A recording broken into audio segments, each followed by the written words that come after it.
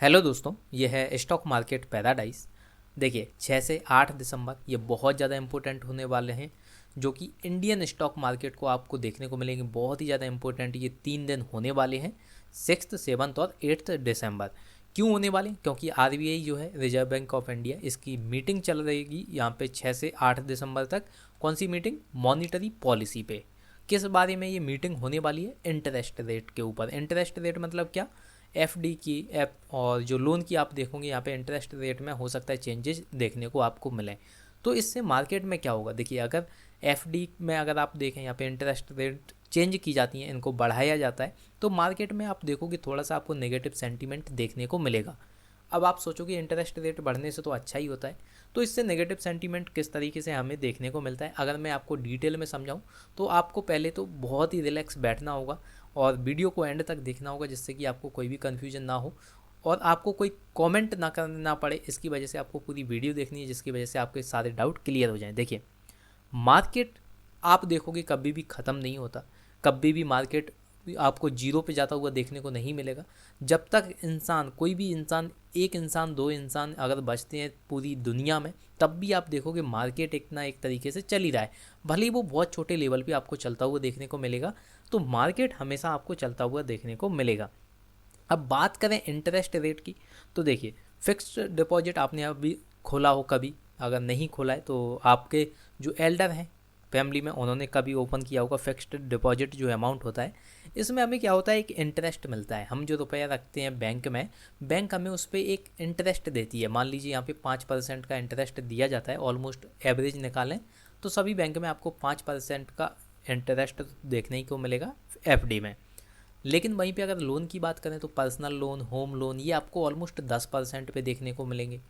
तो ये जो परसेंटेज होती है, ये यहाँ पे एफडी में आपको मिलती है, लेकिन लोन में आपको पे करनी पड़ती है।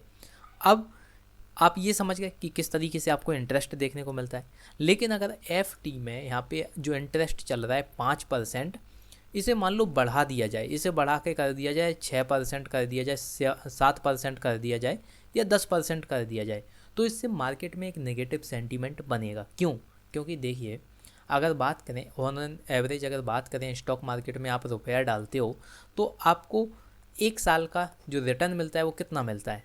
आप कहोगे 20%, हाँ मिलता होगा। आप कहोगे 25%, हाँ मिलता होगा। किसी को 15% मिलता होगा। तो एटलीस्ट अगर आप ऑन एन एवरेज देखोगे 15% तो आपको रिटर्न मिलता ही है स्टॉक मार्केट में। लेकिन यहाँ पे आप देखोगे बहुत ज़्यादा रिस्क भी होती है। हो सकता है कि आपका जो 15% मिलना था, ये आपका जीरो हो जाए या माइनस में भी चला जाए। अब कंपनी कंपनी पे डिपेंड करता है। आपने स्टॉक मार्केट में अगर कोई अच्छी कंपनी देख ली, तो आपको 15% क्या, आपको 25% भी रिटर्न मिल सकता है। लेकिन यहीं पे अगर आप थोड़ी सी भी प्रॉब्लम देखोगे कंपनी में, या मैनेजमेंट जो है कंपनी का थोड़ा सा बिगड़ा, तो आपका जो 15% रिटर्न है वो भी आपको नीचे जाता हुआ देखने को मिलेगा।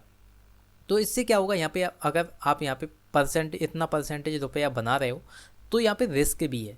लेकिन एफडी में क्या होता है, बैंक में आपने रुपया डाला, आपको 5% मिलना ही है, चाहे कुछ भी हो जाए। तो यहाँ पे आपको सिक्योरिटी देखने को मिलती है।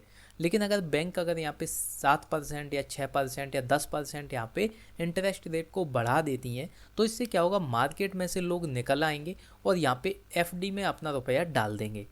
ऐसा ही आप करोगे, ऐसा ही मैं कर दूंगा। अगर कल को ये बैंक जो है 10% एफडी की जो इंटरेस्ट है बढ़ा देती हैं, 5% से 10% कर देती है कोई बैंक, तो मैं क्या करूँगा, मैं अपना पूरा स्टॉक मार्केट से रुपया निकालूंगा और एफडी में लगा दूंगा और आराम से खाऊंगा, पीऊँगा, सोऊंगा, क्योंकि मेरी जो अल्टीमेटली मनी है वो ऑलमोस्ट ग्रोथ कर रही है।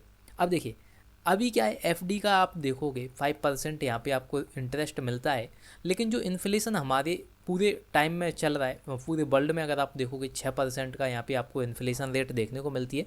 इंडिया की इन्फ्लेशन रेट 6% है। और अगर आपने मान लीजिए एक टाइम पे 100 रुपये बैंक में डाले एफडी के तौर पे, तो ये आपके 1 साल बाद 105 रुपये हो गए।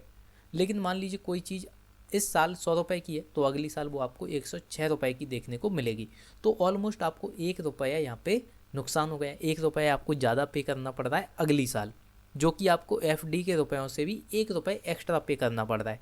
तो ये सारी चीज़ें भी आपको देखने को मिलती हैं। तो इन्फ्लेशन को हमें बीट करने के लिए क्या करना पड़ता है? देखिए, एफडी में या किसी भी चीज़ में हम जब इंटरेस्ट रेट बढ़ाते हैं, तो वो इन्फ्लेशन को बीट करने के लिए यहाँ पे किया जाता है।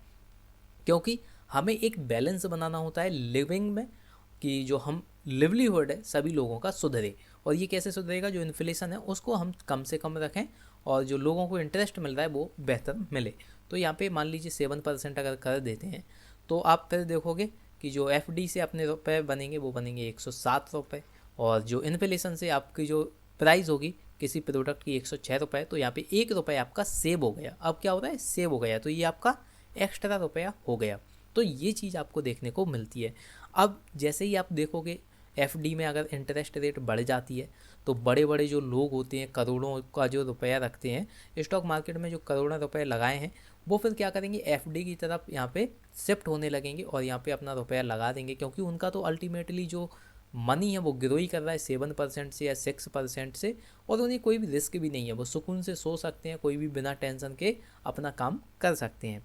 अब बात करें अगर लोन की, तो लोन में भी आपको इंटरेस्ट रेट देखने को मिलती है, लेकिन लोन में क्या होता है, यहाँ पे आपको इंटरेस्ट पे करना पड़ता है। मान लीजिए आज के दिन आपको 5% यहाँ पे इंटरेस्ट पे करना है होम लोन पे या पर्सनल लोन पे, तो आज के दिन तो ठीक है, लेकिन अगर मान लीजिए कल अगर बैंक यहाँ पे जो इंटरेस्ट रेट है बढ़ा देती है, ये 5% को यहाँ पे 7% कर देती है, तो आप क्या देखोगे, अब लोग यहाँ पे कम यहाँ पे होम लोन लेंगे, कम यहाँ पे पर्सनल लोन लेंगे।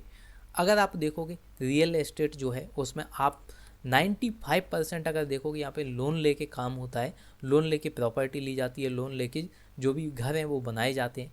तो इनमें आप थोड़ा सा ड्रॉप देखोगे, और जब ड्रॉप देखोगे तो आपको इकॉनमी में भी थोड़ा सा प्रॉब्लम देखने को मिलेगी। तो एट दी एंड सारा डिसीजन किस पे आता है कि आरबीआई का क्या रिजल्ट निकल के आता है 8 दिसंबर को।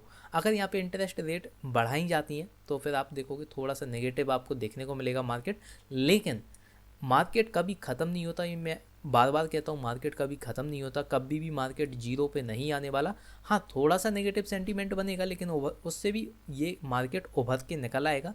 हो सकता है इसे 1 हफ्ता लग जाए या 5 दिन लग जाए या 2 दिन लग जाए, लेकिन मार्केट जो है कुछ टाइम के लिए यहाँ पे नेगेटिव देखने को मिल सकता है, उसके बाद मार्केट जो है अपने लेवल पे पहुँच जाएगा। लोन की बात की हमने, किस तरीके से आपको लोन देखने को मिलता है, एफडी किस तरीके से देखने को मिलती है। अगर देखिए लोन का यहाँ पे लोन का जो इंटरेस्ट है ये बढ़ जाता है तो लोग कम यहाँ पे होम लोन लेंगे, पर्सनल लोन लेंगे, तो अल्टीमेटली क्या होगा, बैंक का जो परफॉर्मेंस है ये भी आपको कम होता हुआ देखने को मिलेगा, ये भी आपको गिरता हुआ देखने को मिलेगा। और अगर इन्फ्लेशन बढ़ता है तब इंटरेस्ट रेट बढ़ाना ही पड़ता है, ये आप हमेशा देखिएगा। मैंने अभी बताया आपको, जब भी आपको इन्फ्लेशन ज़्यादा देखने को मिलेगा, इन्फ्लेशन अगर बढ़ेगा तो इंटरेस्ट रेट भी आपको बढ़ानी पड़ेगी। क्यों? क्योंकि यहाँ पे आपको बैलेंस करनी है लिविंग को। अगर आपने इन्फ्लेशन बढ़ाते रहे और इंटरेस्ट है वो कम होता रहा तो यहाँ पे लोग जो हैं उनकी लाइफ बहुत ज़्यादा कठिन हो जाएगी, बहुत ज़्यादा मुश्किल हो जाएगी इकोनॉमी में। इसीलिए ये बहुत ज़्यादा इंपॉर्टेंट हमें डेट देखने को मिलती है 6, 7 और 8। इनमें क्या डिसीजन निकल के आता है आरबीआई की तरफ से।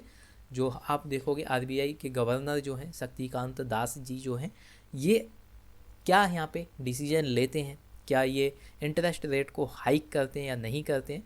अगर हाइक होती है तो थोड़ा सा आपको मार्केट में नेगेटिव सेंटीमेंट देखने को मिल सकता है, और अभी अगर बात करें तो आपको 90% यहाँ पे यही देखने को मिल रहा है कि इंटरेस्ट रेट तो बढ़ने ही वाले हैं। एचडीएफसी की बात करें तो इसने तो इंटरेस्ट रेट बढ़ा ही दिए हैं, और भी बैंक हैं जो काम कर रही हैं कि इंटरेस्ट रेट को बढ़ाया जाए, किस में, एफडी में, फिक्स्ड डिपॉजिट में ये इंटरेस्ट रेट को बढ़ा रहे हैं। तो इससे आप देखोगे मार्केट में थोड़ा सा नेगेटिव सेंटीमेंट देखने को मिलेगा, लेकिन मैं बार बार यही कहता हूँ मार्केट कभी भी ख़त्म नहीं होने वाला। आने वाले टाइम में मार्केट ग्रोथ ही करने वाला है, आने वाले टाइम में मार्केट ग्रोथ ही करने वाला है। और हो सकता है कि आप देखो कोई चीज़ 1-2 सालों में आपको 20,000 के ऊपर ही मार्केट देखने को मिले, निफ्टी 50 जो है 20,000 को पार कर जाए और फिर ये नीचे देखे ही ना। तो मार्केट कभी भी गिरेगा नहीं, लेकिन थोड़ा सा आपको जो देखेंगे थोड़ा सा डिप या थोड़ा सा आपको करेक्शन देखने को तो मिलता ही है, थोड़ा सा नेगेटिव सेंटीमेंट आपको देखने को मिल सकते हैं अगर इंटरेस्ट रेट में अगर कोई भी हाइक की जाती है तब। तो ये डेट आपको याद रखनी है, क्या इनमें डिसीजन निकल के आता है आरबीआई की तरफ से, ये इस पे हमारी नज़र होगी। तो ये रही सारी वीडियो, मार्केट में किस तरीके से आपको न्यूज़ देखनी है और किस तरीके से आपको इन दिनों प्रिपेयर रहना है। अगर आपने अपना डीमैट अकाउंट अभी तक नहीं बनाया तो लिंक मैंने डिस्क्रिप्शन बॉक्स में दे दिए। आप स्टॉक पे आप जाके अपना डीमैट अकाउंट बना सकते हो। बहुत ही अच्छा आपको ये ब्रोकरेज हाउस देखने को मिलता है। और यहाँ पे अगर आप अपना डीमैट अकाउंट बनाते हो तो 1,000 रुपये तक आपको ब्रोकरेज फ्री दी जाती है, जो कि आपको इंट्राडे अगर ट्रेड करते हो तो आपसे नहीं लिए जाएंगे। 1,000 रुपये तक आपको कोई भी चार्ज नहीं देना है, तो 1,000 रुपये आपको हमारी तरफ से दिए जाएंगे। जाइए आप स्टॉक में अपना डीमैट अकाउंट बनाइए और इन्वेस्टमेंट स्टार्ट कीजिए। इन्वेस्टमेंट स्टार्ट करने के लिए हमारा चैनल को फॉलो कीजिए, जहाँ पे हम बहुत अच्छे तरीके से जो कंपनीज हैं उनका एनालिसिस करते हैं। जो अच्छी कंपनी, स्ट्रॉन्ग कंपनी आपको देखने को मिलती है फंडामेंटली, उनमें हम देखते हैं कि किस तरीके से हमें स्ट्रेटजी बनानी है फ्यूचर के लिए।